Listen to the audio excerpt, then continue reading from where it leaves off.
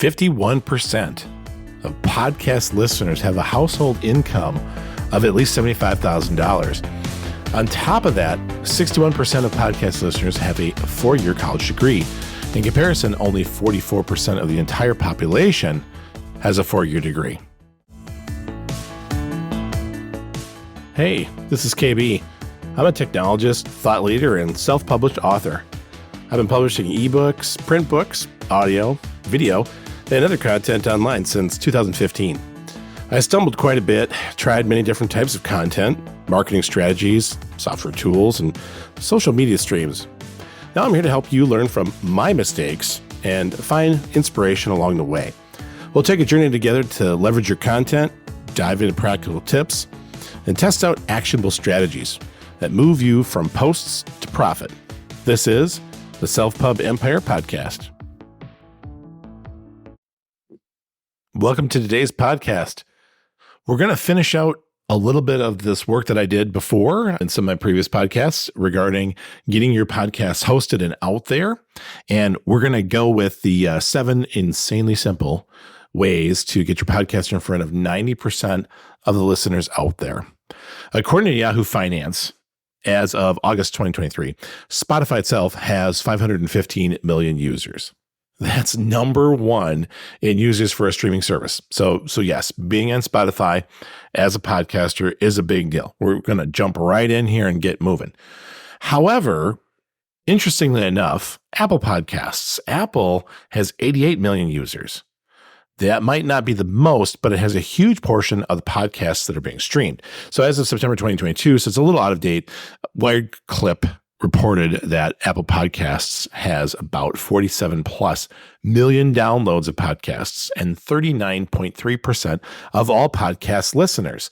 Spotify held the number 2 spot with 31 million downloads, plus more than that, most likely, and 26.6% of listeners. So if you think about it, between those two of the podcast listeners, we're really running well over half of the podcast listeners out there with really just those two platforms. And with Spotify buying Anchor.fm and making that their hosting platform for podcasters for Spotify itself, I think they made a really good move. In previous podcasts, you can go back and check it out, talked about how much money they spent on it. Probably worth it, as a matter of fact. Through acquisition, they were able to buy Anchor FM. And there's still a few things in there that kind of point to Anchor FM, but it's all being converted to Spotify. And so we'll put the link in the show notes for that. But that is where I host my podcast currently, as of the podcast time frame that I'm recording this right now. That seems to work really well. They have some great analytics, and I'm just really scratching the surface on what I can do with it. So if you think about it, Spotify held the number 2 spot with downloads, and Apple Podcasts held the number 1. And of course, the term podcast came from Apple iPods in the first place, where people started recording radio-like shows that people could listen to at any given time they wanted to on the old iPod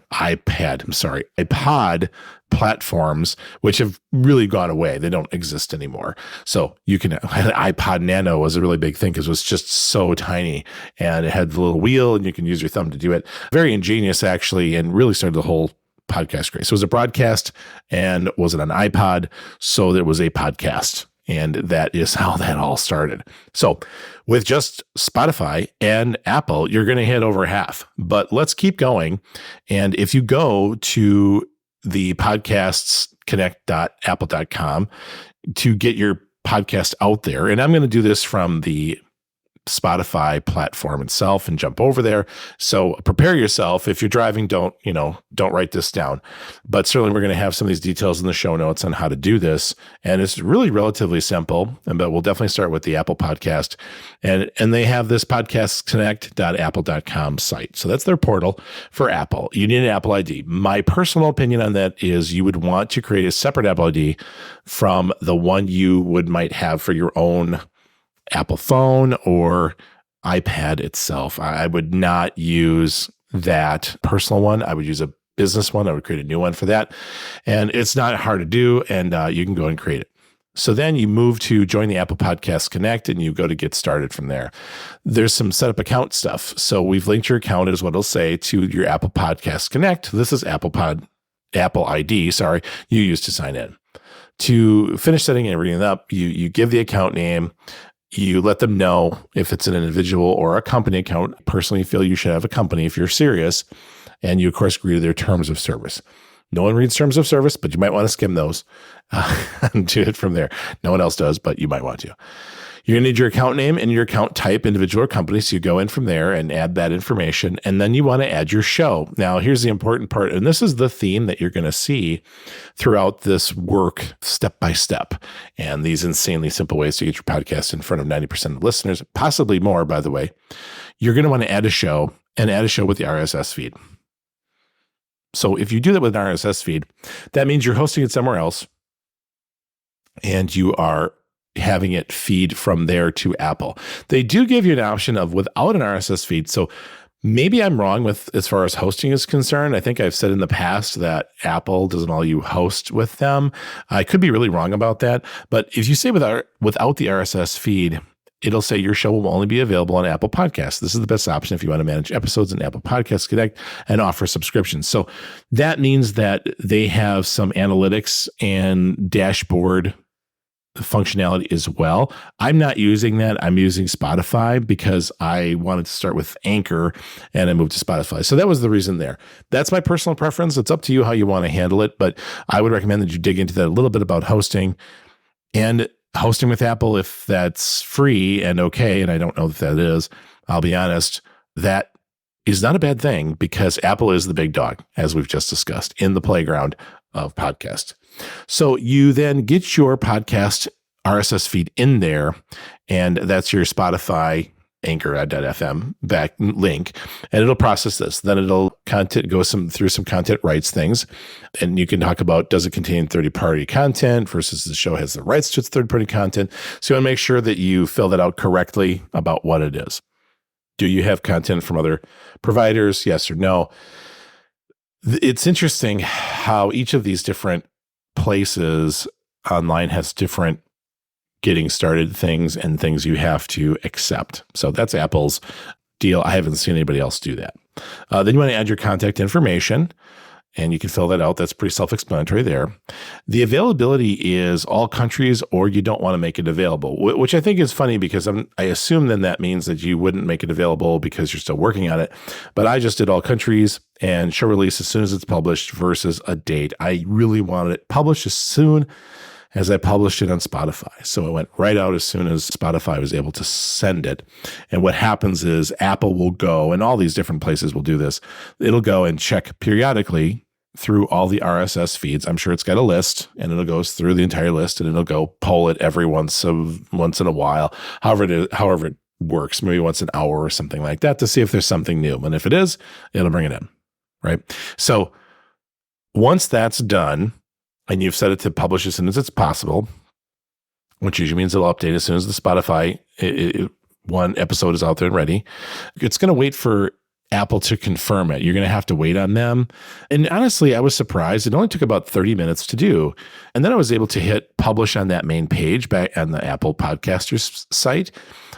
I liked some of the optional pieces where it was talking about what's your frequency. And I set mine to my frequency of my podcast, and a link available for Spotify. So this is the link back, or the backlink, to go back to give to Spotify. So then I saved and then I published. Now this is the first one I'm talking about, which is the Apple Podcast, which I recommend that you make sure it's on. If you have a podcast, go do that.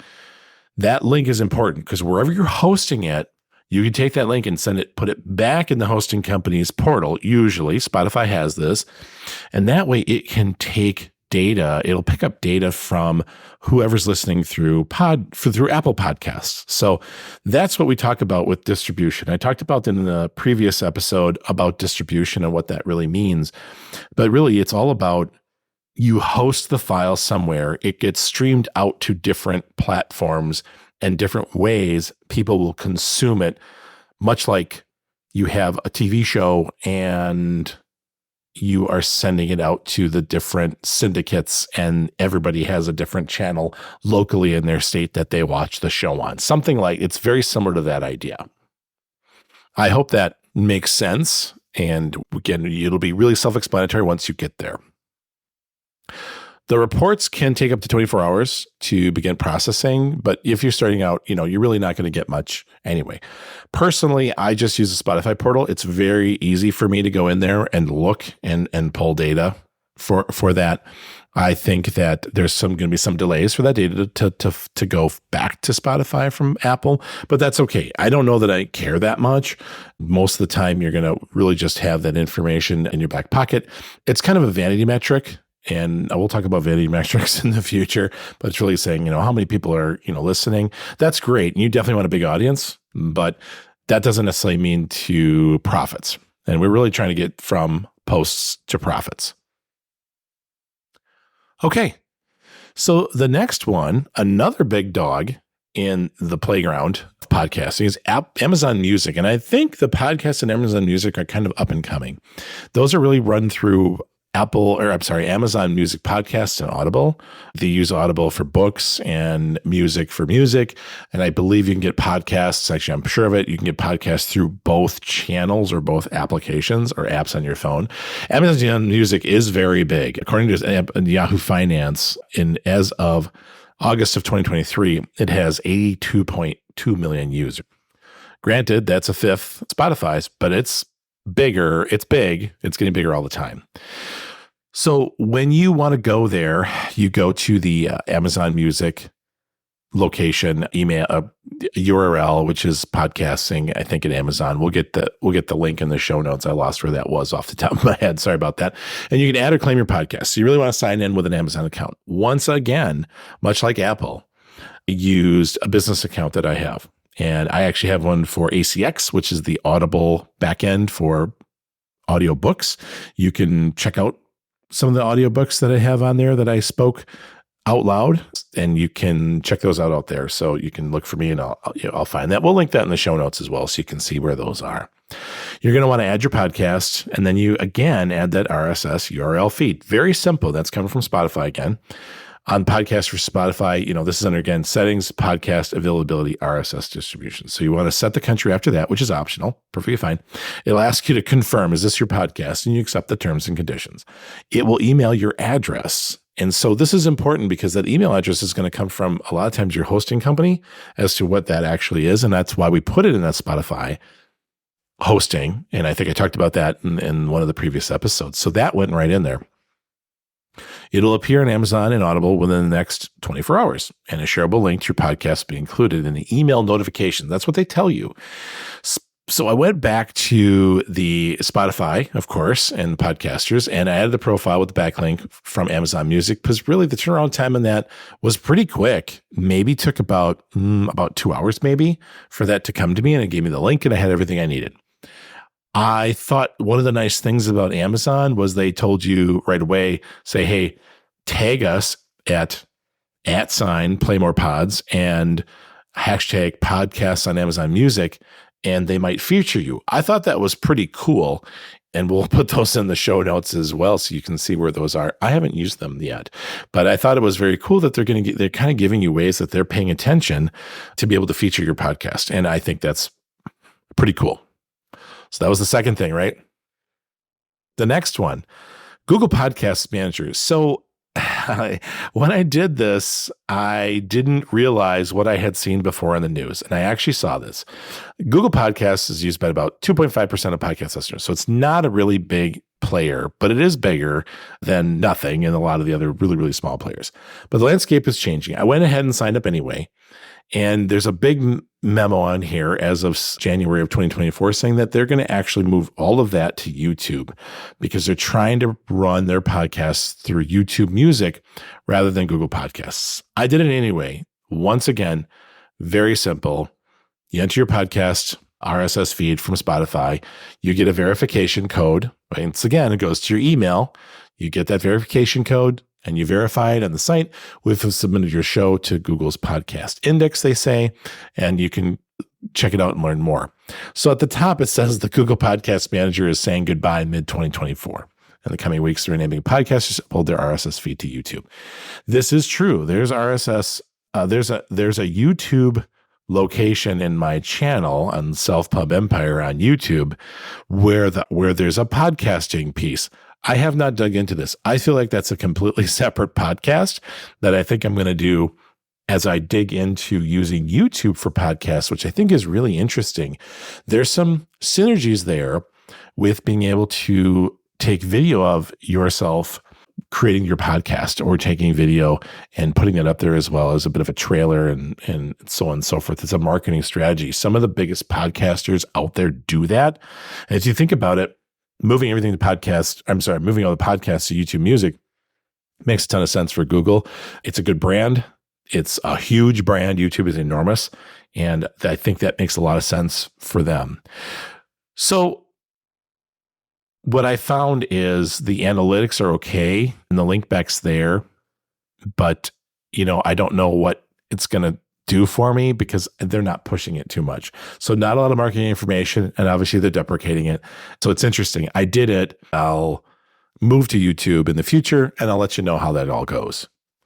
Another one you can get right to directly from the Spotify page for your hosting is iHeartRadio. That's actually gotten to be larger and a bigger area, bigger outlet with a lot of push from radio stations and so on and so forth. And really, iHeartRadio was pretty simple. It was a sign up page and you can just add your podcast. Once again, you enter your RSS feed and you accept their terms and conditions. You pretty much get your backlink right away to put back in your hosting board so that you have metrics coming from there or analytics coming from there. That was it. It was really, really simple. I did have to do a sign up. There was an account creation. And once again, I used a business email and a business account that matched my email that I was using for the podcast. So iHeartRadio was pretty simple. I don't know their percentages at this point in time, but I know that I hear a lot about iHeartRadio on the radio when I'm actually listening to the radio. So they're doing their best to try to become a radio and podcast destination. The next one that was on there that we could jump right to from Spotify was Overcast. So the idea here was to take the Apple Podcast backlink to the hosting and really just manually add it to overcast.fm/ad. There really wasn't anything to it. Just really put it in there. I don't know what I'm going to get out of Overcast. I think it's really a Apple podcast kind of competitor from the perspective of they're trying to say that you don't need an account and things like that, if I catch it right from what they're trying to do. So another outlet, and I think probably a very loyal following. So who knows how many users that might give for you if you try to use Overcast. To the next one, and we're going quickly through these. Pocket Casts. I have to take a moment to restate that. Pocket Casts, it's another one. That's pocketcast.com/submit. That's a manual submission and actually really, really simple. All you really had to do was just add the link from your RSS feed from Spotify, and you ensure that it's a public podcast because in case it's private, you would charge for it from a subscription perspective. I didn't quite get that. And you add that link in, and then you get your backlink right away. And so suddenly it's listed. There was no sign up needed, just that link submission. I thought that was pretty cool because you didn't have to create a separate account. So that one's a simple one to just go and do. I highly recommend just doing that. The next one, as we're moving right along here, is Radio Public. I had heard of Radio Public before, a small company, up and coming. They're doing a bunch of things I thought was very interesting for podcasters. And so Radio Public, really, once again, you did not need an account. Also, I thought that was cool, or social login. Sometimes people ask for a social login either, to really put it out there and get started. And so all you had to do was add the link, which I did. They do a verification and it sends an email, confirm your ownership in the link from the email. Very simple. Review the terms of service. They're actually some of the most simple terms of service I've seen. And I thought that it was really cool that it really didn't take much. And they love to, what I thought interesting about Radio Public, it's very different than some of the other ones because they have a body of knowledge that they're trying to have people subscribe to. For example, they say literally, the quote is, "We think your podcast is great and we'd love more people to know about it. Our free 21-day marketing course drops into your inbox daily with tips and advice on how to organically grow your audience." I clicked yes. I'll report on that later. I thought that was really cool because they're trying to get you to trying to give you some free marketing advice. And I love free marketing advice. So once I did that, completed the sign up, and I went to Radio Public and I got the backlink, and I took the backlink from the sharing button. Sometimes you have to do that. Pay attention to that to get the right button, to get the right link. And I copied the link over and I copied that back into my Spotify account for podcasters. And that was really simple and really supportive, I think was the word I would use for that. It really, on that page, I was a little shocked at the number of tools that they're trying to offer you for growing a podcast. Now, granted, there's a reason they do that because there's some premium features. So it's a bit of a freemium model that they're using. And I can't speak to any of the paid pieces for this. I haven't tried any. I haven't purchased any, but I will definitely report back on the daily marketing tips from them. I think that's kind of an interesting thing.